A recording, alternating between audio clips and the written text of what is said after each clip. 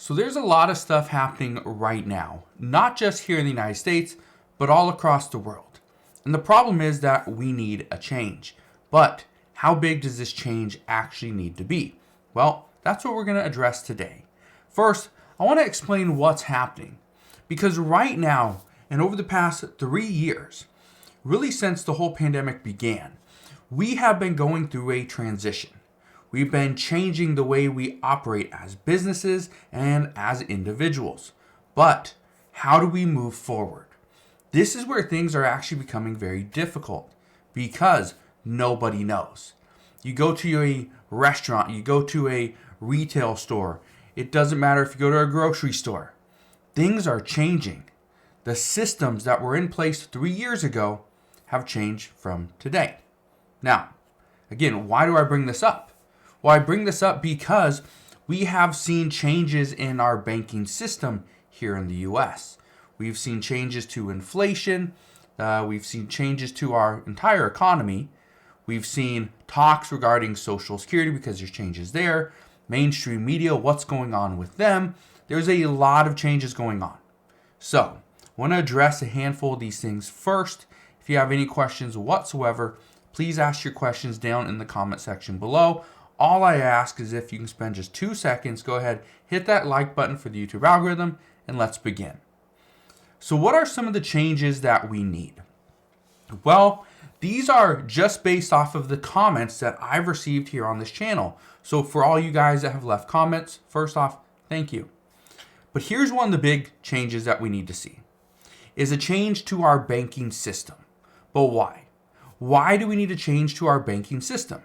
Well, according to many people and through a lot of research, the American people are worried.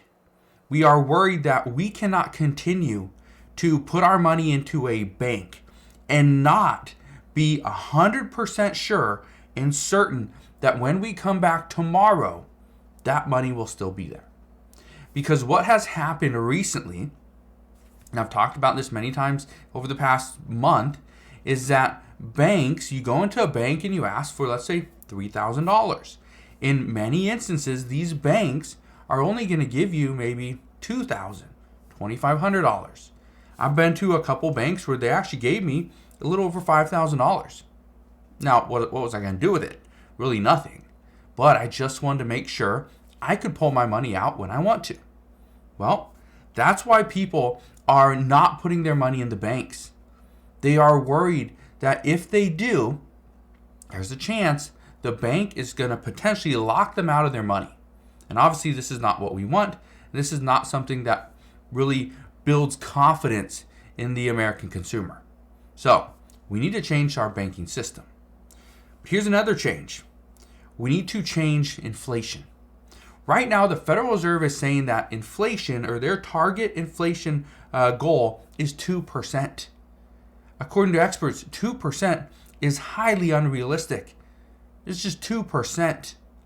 Now, the Fed is working to fight inflation because as of today, as of April 8th, 2023, we are still sitting at a 6% inflation rate. We are going to find out within the next handful of days what our new inflation rate is, but as of right now, 6%. Now, many people worry that what is going to happen because of this banking situation that we are currently facing, what they are expecting and what Wall Street expects is that the Federal Reserve is going to raise rates one last time. There's also some people that are predicting the Federal Reserve is going to pause rate hikes. Now, if they pause rate hikes in May and then come, I believe, July, they go in lower rates, guess what? This could trigger additional inflation. This is why many are worried that the Federal Reserve might be doing the wrong thing. They've been on course this past year and they've been doing okay to bring down inflation. But if they pause and then they lower rates the following meeting, this is going to be disastrous for the American people. So they say we need to change inflation. That should be the first priority. But again, do we prioritize inflation or do we prioritize banking? That's part of the problem. Let's get to the next change. Again, I hear this all the time, probably because I do many videos on this, but Social Security. What are people asking for? Well, what many people are asking for is a change to Social Security. Why? Because Social Security will become insolvent within the next 10 years. That's the big reason. Some want to tax the rich, tax the large businesses, and then put all that money into Social Security and Medicare. Others say that's not the way to go.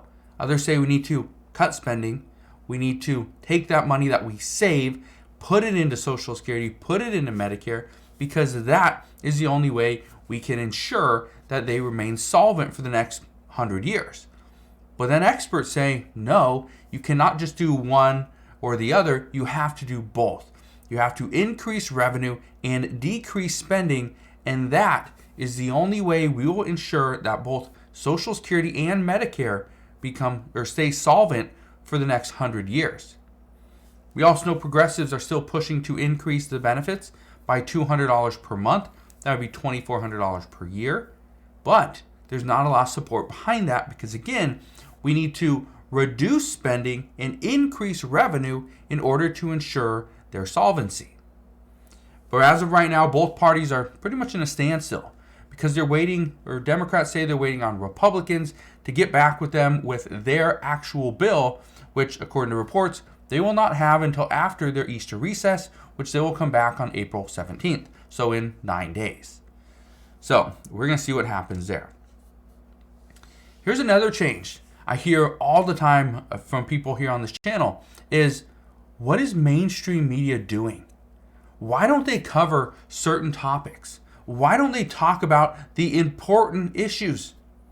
Well, because over the past few months, I have heard and I have seen time and time again where mainstream media doesn't cover a particular story. But why? Well, this is very concerning, especially when some of these stories need to be covered.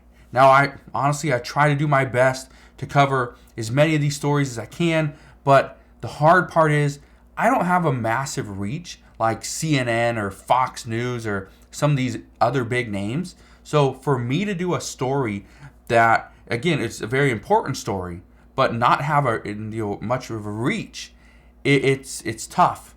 And so even though I talk about different things and mention different news reports and articles and interviews, the hard part is it doesn't get out there to the majority of the people, simply because I don't have 10 million people watching my channel every single day. I just don't.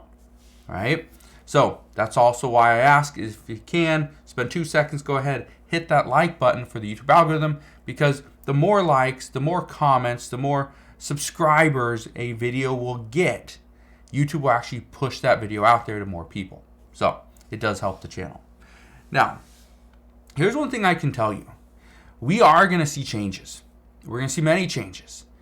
As to whether or not these changes are going to be beneficial to the American people or not, I don't know. But what I can tell you is I will be here every step of the way. I will fill you in on all the latest news and updates. All you got to do is click that like button for this video, click that subscribe button, and come back for the next one. So again, thank you guys for watching. Have a wonderful rest of your day. Consider subscribing. I'll see you guys on the next one.